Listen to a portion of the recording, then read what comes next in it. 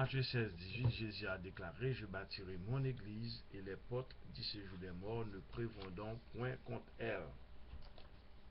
Donc, en Éphésiens 2, 20, l'église est fondée sur le fondement des apôtres et des prophètes. Jésus-Christ étant la pierre angulaire. Éphésiens 2, 20. Jean 10, 14, Jésus a déclaré: Je connais mes brebis me connaissent. Histoire de l'église continue. En Europe orientale, en Bohême, dès 1600, sur une population de 4 millions, 80% étaient protestants. Quand les Habsbourg, la famille royale et les jésuites eurent fini leur travail, il n'en restait plus que 800 000, tous catholiques. En Autriche et en Hongrie, la moitié de la population qui avait embrassé la foi protestante fut massacrée par les Habsbourg et les jésuites. En Pologne, dès la fin du XVIe siècle, il semblait que les doctrines de Rome allaient être complètement balayées, mais encore une fois, par la persécution, les jésuites tuaient la réforme. En Italie, le propre pays du pape, la réforme avait réussi à se frayer un chemin. Mais l'Inquisition se mit en travail et il ne resta pratiquement pas de traces du protestantisme. En Espagne, la réforme ne réussit jamais à beaucoup percer parce que l'Inquisition y était déjà à l'œuvre. Tous les efforts de liberté ou de pensée indépendante furent écrasés par une main impitoyable. Torquemada, 1420-1498, un moine dominicain et chef inquisiteur. Torquemada envoie en 18 ans 10 200 personnes au bûcher. Et à l'âge de 18 ans, il a envoyé alors Torquemada 10 200 personnes au bûcher et 97 000 autres à la prison à vie. En général, on brûlait les victimes vivantes sur les places publiques pour en faire des occasions de festivités religieuses. De 1481 à 1808, il y eut au moins 100 000 martyrs, 1,5 million exilés. Au XVIe et XVIIe siècle, l'Inquisition étouffa la vie littéraire de l'Espagne et plaça le pays au bord du cercle de la civilisation européenne, alors qu'au moment où la réforme avait commencé en Espagne, le pays était le plus puissant du monde. La Mada espagnole 1588, un des éléments de la stratégie jésuite, fut d'essayer de renverser les pays protestants. Le pape Grégoire XIII ne s'arrêta à rien pour pousser Philippe II, empereur roi Espagne, à faire la guerre à l'Angleterre protestante. Cite V, qui devint pape au moment où l'entreprise arrivait à maturité, en fut une croisade. C'est-à-dire qu'il offrit des indulgences à quiconque y participerait. À cette époque, l'Espagne possédait la flotte la plus puissante qui ait jamais navigué, et cette fière armada fut vaincue dans la Manche. La victoire de l'Angleterre marqua le tournant décisif dans le grand duel entre le protestantisme et le catholicisme. Non seulement elle gagna définitivement la cause protestante l'Angleterre et l'Écosse, mais aussi la Hollande, le nord de l'Allemagne, le Danemark, la Suède et la Norvège. En Angleterre, il y eut d'abord la révolte, puis la réforme. Depuis l'époque de Guillaume, le conquérant, 1066, il y avait sans cesse eu des protestations contre le contrôle de l'Angleterre par les papes. Henri VIII, 1509-1545, croyait, comme ses prédécesseurs, que l'Église de l'Angleterre devait être indépendante du pape. Son divorce ne fut pas la cause, mais l'occasion de sa rupture avec Rome. Henri était loin d'être un saint, mais le pape d'alors. Paul III, avec ses nombreux enfants illégitimes, n'était pas davantage. En 1534, l'Église d'Angleterre répudia définitivement l'autorité du pape et amorça une vie indépendante sous la direction spirituelle de l'archevêque de Canterbury. Thomas Cranmer, qui lança la réforme, les monastères furent abolis pour cause d'immoralité. On mit dans les églises des Bibles et des livres de prière en anglais pour que les cultes aussi se déroulent en anglais. Les églises furent dépouillées de nombreuses pratiques romaines de l'église d'Angleterre ou l'église anglicane sont ici les puritains et les méthodistes. En Écosse, l'histoire de la réforme se confond avec celle de John Knox. John Knox, 1515-1572, un prêtre écossais, commence à enseigner les idées de la réforme vers 1540, quand Marie-Stuart, la sanguinaire, accéda au trône en 1553, se réfugia en Genève où il s'imprégna profondément de l'enseignement de Calvin. En 1559, il fut rappelé en Écosse par le Parlement écossais pour devenir le chef du mouvement de réforme nationale. La situation politique faisait que la réforme de l'Église indépendance nationale se confondait en un seul mouvement. Marie, reine des Écossais, avait épousé François II de France, le fils de Catherine de Médicis, de triste mémoire car c'est elle qui allait ordonner le massacre de la Saint-Barthélemy. Ainsi donc, la France et l'Écosse se trouvaient alliés par le mariage. La France voulait à tout prix écraser le protestantisme. Philippe II, roi d'Espagne, avec d'autres papistes, compléta l'assassinat de la reine Élisabeth d'Angleterre, afin de mettre Marie sur le trône à sa place. Le pape Pie V collabora au projet en promulguant une bulle excommuniant Élisabeth et déliant ses sujets de leurs allégeances.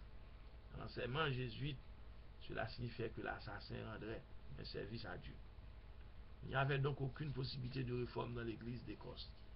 Tant que le pays demeurait sous le contrôle de la France, John Knox croyait fermement que l'avenir du protestantisme était lié à une alliance entre une Angleterre protestante et une Écosse protestante. Ce révéla être un chef de premier ordre. L'église réformée fut établie en 1560 avec l'aide de l'Angleterre. Les Français furent chassés en 1567 et l'église de Rome y fut plus totalement balayée que partout ailleurs. Ce fut John Knox qui en grande partie fit de l'Écosse ce qu'elle est encore de nos jours. La contre-réforme. En 50 ans, la réforme s'était répandue dans toute l'Europe, ayant gagné la plupart de l'Allemagne, la Suisse, les Pays-Bas, la Scandinavie, l'Angleterre, l'Écosse, la Bohême, l'Autriche, la Hongrie et la Pologne. Elle avait fait de grands progrès en France. Ce fut un coup terrible pour l'Église romaine qui à son tour organisa une contre-réforme au travers du Concile de Trente en session pendant 18 ans de 1545 à 1563.